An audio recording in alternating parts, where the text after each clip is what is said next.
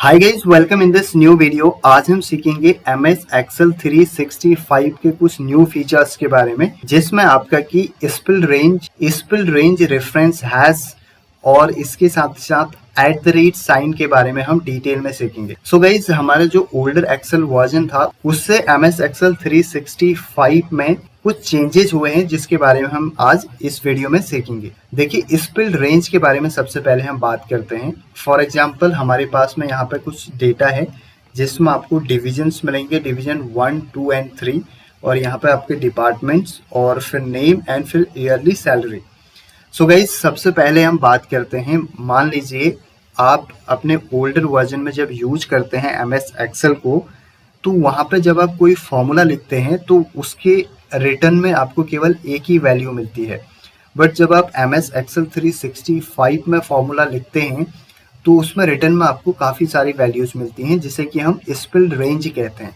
यानी कि आपका जो फॉर्मूला है वो आपको रिटर्न में बहुत सारी वैल्यूज प्रोवाइड करता है। अब हम बात करते हैं एग्जैक्टली स्पिल्ड रेंज होती क्या है। फॉर एग्जाम्पल, मैं यहाँ पे एक फॉर्मूला लिखता हूँ। मान लीजिए मैं यहाँ पे लिखता हूँ इक्वल्स टू, और उसके बाद में क्या करता हूँ, इस रेंज को मैं यहाँ से सेलेक्ट करता हूँ, इस कंप्लीट कॉलम को मैं यहाँ से सेलेक्ट करूँगा। और इसको सेलेक्ट करने के बाद गाइस, जब मैं यहाँ पे एंटर करूँगा, जैसे ही मैं एंटर करूँगा, तो अगर आपका ये ओल्डर वर्जन होता तो आपको केवल एक ही वैल्यू रिटर्न में मिलती। लेकिन यहाँ पे जैसे ही आप एंटर करेंगे तो आपको मल्टीपल वैल्यूज मिलेंगी। देखिए, जैसे मैं एंटर करूँगा, आपकी जो कंप्लीट कॉलम है उसका सारा का सारा डेटा यहाँ पे शो होगा। तो इसको ही हम बोलते हैं स्पिल्ड रेंज, जो कि आपको MS Excel 365 में ही देखने को मिलेगी। अब देखिए, फॉर एग्जांपल, मुझे किसी एक सेल को यहाँ से डिलीट करना है, तो उसके लिए मैं क्या करूँगा, मैं यहाँ पे क्लिक करता हूँ और उसके बाद बैक स्पेस प्रेस करता हूँ, और उसके बाद नीचे वाली कॉलम में मैं जाऊँगा। जैसे ही एंटर प्रेस करूँगा तो वो डेटा आपको दोबारा से शो होगा। यानी कि आप किसी एक सेल की वैल्यू को यहाँ से डिलीट नहीं कर सकते हैं। अगर आपको इस कंप्लीट कॉलम को डिलीट करना है तो उसके लिए आपको क्या करना होगा। देखिए, मैं जब पहली वाली सेल पे क्लिक करूंगा तो यहाँ पे आपको दिखाई देगा कि जो फॉर्मूला है वो आपका ऊपर आपका हाईलाइट हो रहा है। जैसे ही मैं निचले वाली सेल पे जाऊंगा तो अब वो जो फॉर्मूला हाईलाइट हो रहा था अब नहीं हो रहा है। यानी कि जो आपका फॉर्मूला है वो केवल पहली वाली सेल पे ही यहाँ पे अप्लाई है। तो अगर आपको इसको डिलीट करना है तो आप पहली वाली सेल को डिलीट करेंगे और उसके बाद कंप्लीट आपकी जो कॉलम है वो डिलीट हो जाएगी। मैं इसको Ctrl Z करता हूँ। उसके बाद अब फॉर एग्जांपल, अगर आपको इसी कंप्लीट कॉलम को यहाँ से जो आपकी स्पिल रेंज है, इसको अगर आपने दूसरी जगह ले जाना है, आपने मान लीजिए इसको यहाँ पे लेके आना है, तो आप ओल्डर वर्जन में क्या करेंगे, पहले आप इसको सेलेक्ट करेंगे कंप्लीट, फिर Ctrl X करेंगे, उसके बाद Ctrl V करेंगे यहाँ पे जाके। तो इस तरीके से आप इसको कट एंड पेस्ट कर सकते हैं। बट यहाँ पे आपको ये सारी चीज़ें करने की ज़रूरत नहीं है। आप क्या करेंगे, इसको यहाँ पे सेलेक्ट करेंगे और उसके बाद आपने इसके कॉर्नर पे यहाँ पे क्लिक करना है और इसको ड्रैग करना है पहली वाली सेल को सेलेक्ट करके। तो आपकी कंप्लीट रेंज ड्रैग हो जाएगी जहाँ पे आपको इसको लेके जाना है वहाँ पे। अब हम गाइस बात करते हैं स्पिल्ड रेंज रेफरेंस हैश के बारे में। यानी कि अगर आपको जो आपकी स्पिल्ड रेंज है, अगर उसका रेफरेंस देना है तो उसके लिए आप क्या यूज करेंगे, उसके लिए आपने यूज करना है हैश साइन का। वो आप कैसे करेंगे, देखिए फॉर एग्जाम्पल, मुझे क्या करना है, यहाँ पे मैं इक्वल्स टू करता हूँ और इस वाली सेल को सेलेक्ट करता हूँ। और अगर मुझे इस कंप्लीट कॉलम का रेफरेंस देना है, ये एक स्पिल्ड रेंज है, इसका रेफरेंस मुझे देना है, तो मैं क्या करूँगा, यहाँ पे हैश बटन प्रेस करूँगा और कंप्लीट रेंज आपकी सेलेक्ट हो जाएगी। उसके बाद मैं एंटर करूँगा तो कंप्लीट रेंज आपकी यहाँ पे पेस्ट हो जाएगी। तो इस तरीके से हैश साइन का यूज किया जाता है ऑलवेज जो आपकी स्पिल्ड रेंज है उसको रेफर करने के लिए। उसके बाद देखिए, मान लीजिए मुझे क्या करना है, यहाँ पे मैं नीचे यहाँ पे लिख देता हूँ सेल्स। मैंने लिख दिया सेल्स और उसके बाद इसी वाली कॉलम में मैं इस स्पिल्ड रेंज का यूज करता हूँ। मैं लिखता हूँ यहाँ पे इक्वल्स टू और उसके बाद फॉर एग्जांपल मैं इस कंप्लीट कॉलम को यहाँ से सेलेक्ट करूँगा और उसके बाद गाइस मैं क्या करूँगा, इसको सेलेक्ट करने के बाद में अब मैं एंटर करता हूँ। देखिए क्या होता है, जैसे ही मैंने एंटर किया तो यहाँ पे आपको स्पिल एरर दिखाई दे रहा है, यानी कि यहाँ पे आपको ब्लॉकेट मिल रहा है। तो इसी ब्लॉकेट को आपको हटाने के लिए इसको डिलीट करना होगा यहाँ से। जैसे आप डिलीट करेंगे आपकी कंप्लीट रेंज यहाँ पे स्पिल हो जाएगी। अब फॉर एग्जांपल, मान लीजिए ये तो आपका एक नॉर्मल डेटा है, अगर इसी को हम टेबल में कन्वर्ट करते हैं और उसके बाद यूज करते हैं तो हम देखेंगे कि एग्जैक्टली फॉर्मूला सेम यूज हो रहे हैं या फिर नहीं हो रहे हैं। सबसे पहले मैं इसको डिलीट करता हूँ और उसके बाद आपका जो डेटा है उसको मैं गाइस टेबल में कन्वर्ट करूंगा। यहाँ से टेबल में कन्वर्ट करने के लिए मैंने क्या करना है, कंट्रोल टी प्रेस करूंगा और उसके बाद में आपने यहाँ पे माई टेबल हैज हीडर्स को सेलेक्ट रखना है। ओके करेंगे तो आपका जो डेटा है वो टेबल में कन्वर्ट हो जाएगा।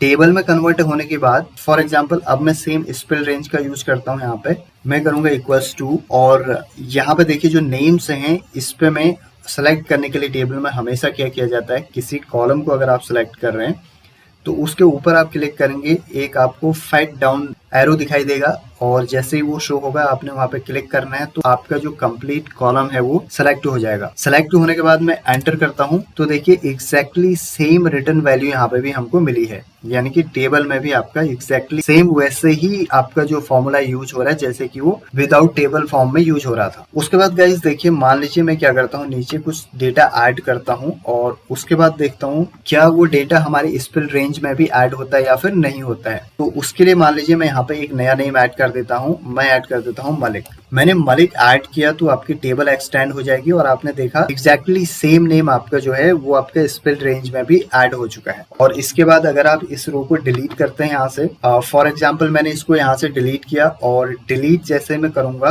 तो आपका जो स्पेल रेंज है उससे भी डेटा क्या है डिलीट हो जाएगा। सो इस तरीके से एग्जैक्टली वो फॉर्मूला आपका टेबल में भी सेम यूज हो रहा है। अब इसके बाद गाइज हम बात करेंगे जो आपकी टेबल है क्या उसके इनसाइड आप इस फॉर्मूले का यूज कर सकते हैं। फॉर एग्जांपल मैं इसको यहाँ से डिलीट करता हूँ और उसके बाद मैं चाहता हूँ कि यहाँ पे बिल्कुल एग्जैक्टली टेबल के जो लास्ट कॉलम है उसके आगे मैं सेम फॉर्मूला यूज करता हूँ, क्योंकि जब आप टेबल के नेक्स्ट कॉलम पे या फिर रो पे कोई भी डेटा को लिखते हैं तो आपकी टेबल ऑटोमेटिकली एक्सटेंड हो जाती है, तो उसको हम टेबल के अंदर ही मानेंगे। तो मैं यहाँ पे टेबल के एग्जैक्टली नेक्स्ट वाले जो आपका कॉलम है उस पे यूज करूंगा सेम फॉर्मूला। मैं लिखूंगा इक्वल्स टू और उसके बाद मैं इस रेंज को यहाँ से सेलेक्ट करता हूँ। मैंने सेलेक्ट किया और उसके बाद मैं एंटर करूंगा तो ये बोल रहा है कि यहाँ पे स्पेल एरर है, यानी कि आप सेम फॉर्मूला टेबल के अंदर यूज नहीं कर सकते हैं। उसके लिए आपको कॉलम्स या फिर रोज को एम्प्टी छोड़ना होगा, उसके बाद ही आप यूज कर सकते हैं। अब देखिए इसी को अगर आपने सही करना है तो उसके लिए हम यूज करेंगे @ साइन का।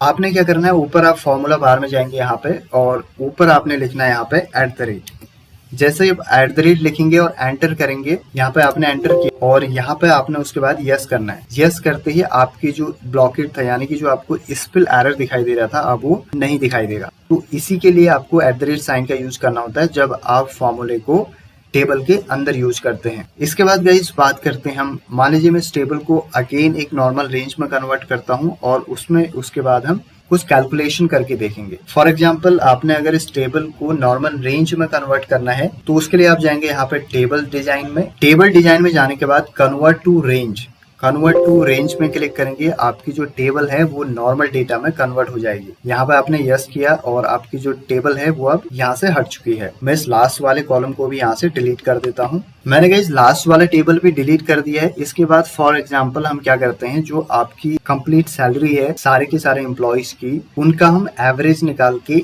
ईच एम्प्लॉय की सैलरी को एवरेज सैलरी से कंपेयर करेंगे। वो कैसे करेंगे, देखिए मैं यहाँ पे पहले क्या करता हूँ, एवरेज सैलरी निकालता हूँ इक्वल्स टू एवरेज। उसके बाद मैंने ब्रैकेट ओपन किया और इस कंप्लीट रेंज को मैं यहाँ से सेलेक्ट करूंगा जिसका कि मुझे एवरेज निकालना है और उसके बाद मैं ब्रैकेट क्लोज करूंगा। उसके बाद गाइस मैं एंटर करूंगा तो आपकी कंप्लीट एवरेज सैलरी यहाँ पे निकल जाएगी। अब देखिए मुझे क्या करना है, ईच एम्प्लॉय की सैलरी को एवरेज सैलरी से कंपेयर करना है। तो उसके लिए मैं क्या करूंगा, यहाँ पे इक्वल्स टू इस वाली सेल को सेलेक्ट करूंगा माइनस एवरेज सैलरी को यहाँ पे सेलेक्ट करूंगा। अब देखिए मुझे क्या करना है, इसको नीचे तक ड्रैग करना है तो मैं ये वाली जो वैल्यू है इसको मैं फिक्स करूंगा। मैंने इसको यहाँ पे सेलेक्ट किया और F4 प्रेस करूंगा तो ये यहाँ पे फिक्स हो जाएगा। एंटर करने के बाद मैं यहाँ पे ड्रैग करूंगा तो आपकी जो सैलरी है उसमें से एवरेज सैलरी का कंपैरिजन यहाँ पे निकल के आ जाएगा। देखिए ये तो है आपका ओल्डर वर्जन में जो आप यूज करते हैं, बट जब आप MS Excel 365 में यूज कर रहे हैं तो आपको ये सारी चीजें करने की जरूरत नहीं है, ना ही आपको